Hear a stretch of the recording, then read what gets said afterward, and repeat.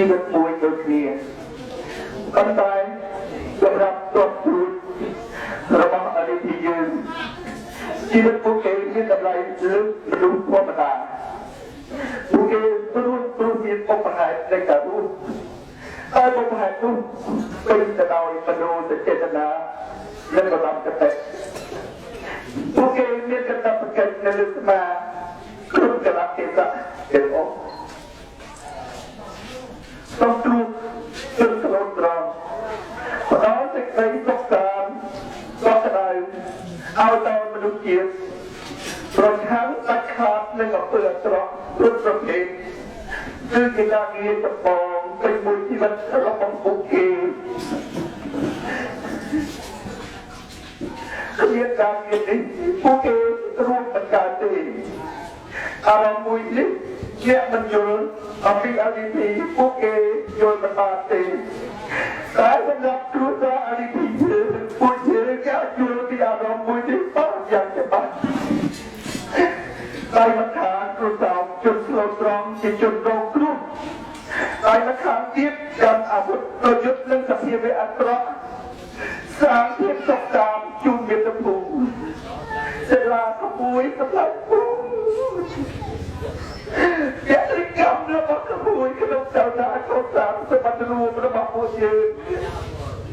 ជាមួយដល់តឲ្យពូនៅមនុស្សចេតនាគ្រួសារមួយយ៉ាងជ្រាលជ្រៅតែពូ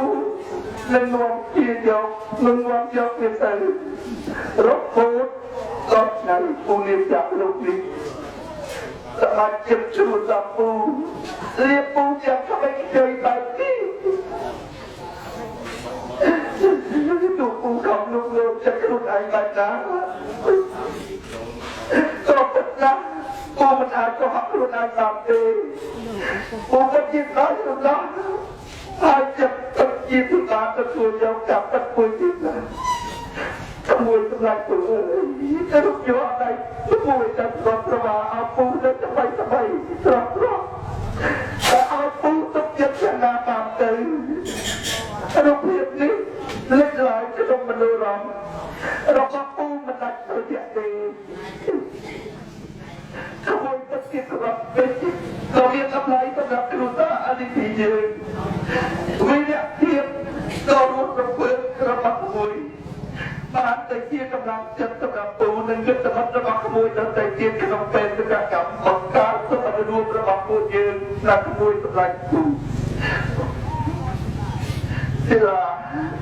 ក្មួយជាមនុស្សមានតម្លៃណាស់សម្រាប់អរិយក៏ដូចជាសម្រាប់ចិត្តសត្វដ៏អភ័ព្វនេះ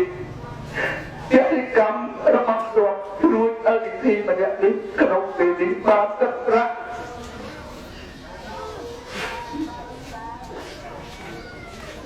តាមទឹកប្រាក់បេះដូង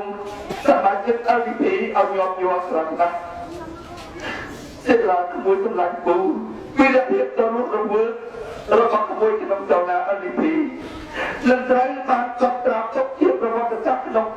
ក្នុងដំណើរបដិវត្តក្នុងចំណិតអរិយយើងនឹងប្រមូលចងក្រងវិរៈភាពយុទ្ធមិត្តជាប់រួចរបស់អរិយយើងដែលបានបាត់បង់ជីវិតក្នុងដំណើរផ្លូវបដិវត្តនេះ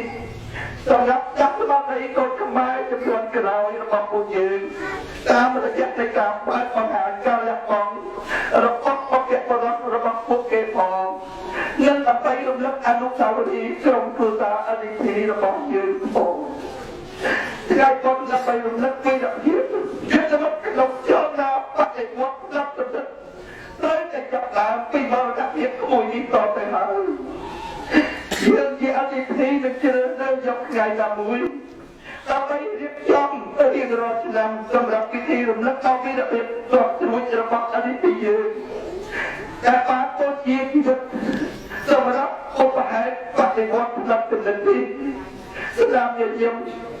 កាយការទឹកមុខសកម្មភាពរបស់ក្មួយវាបញ្ជាក់យ៉ាងច្បាស់ណាស់ថាក្មួយជាមនុស្សសុចរិតស្លូតបូត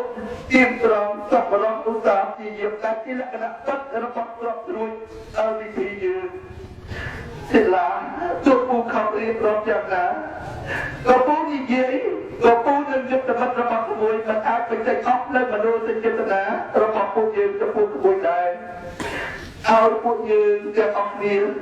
សូមនិយាយក្មួយត្រឹមប៉ុណ្ណេះស្រចប់គួយសម្រាប់គូ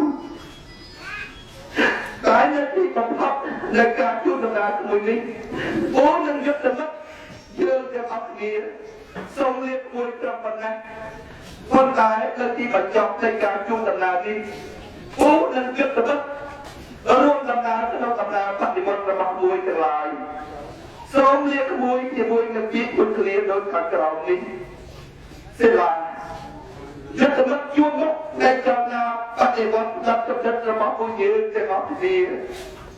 នៅកំណត់មិត្តពិតប្រកបមិនបាននៅក្នុងដីទេ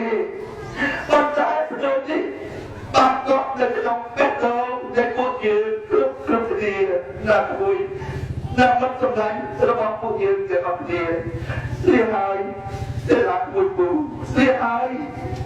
សិលាយុទ្ធមិត្តនៃចលនាបដិវត្តដល់កំណត់របស់ពួកយើងទាំងអស់គ្នា